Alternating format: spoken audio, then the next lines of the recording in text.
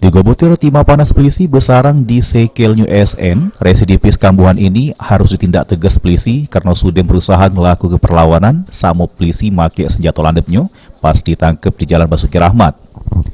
SN ditangkap polisi karena sudah melakukan penodongan terhadap warga di Jalan Basuki Rahmat sama dua rewangnya. Di mana waktu itu tersangka sama rewangnya sudah berhasil ngembek 2 ekor handphone korban. Tersangka SN pada waktu itu mengaku cuma ngembek handphone korban baik, sedangkan yang nodong ke senjata landep ke korban ialah kawannya. Handphone hasil palingan sudah dijajah oleh tersangka sama rewangnya. Kibong berapa waktu nodong? Kau sebagai apa? Ngembek HP lah. Ngembek HP.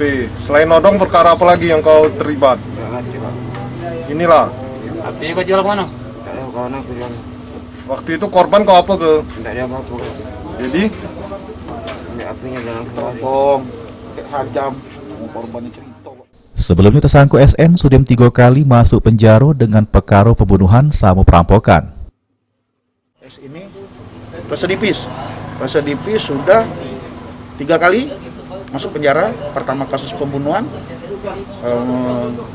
menjalani hukuman 12 tahun, kemudian masalah pembunuhan lagi menjalani hukuman 9 tahun, kemudian kasus perampokan, ada korban waktu itu ditangkap oleh Pidum, kena hukuman 1,5 tahun.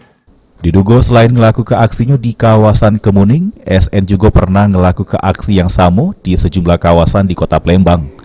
Ini Polsek Kemuning masih terus berkoordinasi sama polsek-polsek jajaran kota Palembang terkait tersangka SN. Firman Hidayat, PAL TV.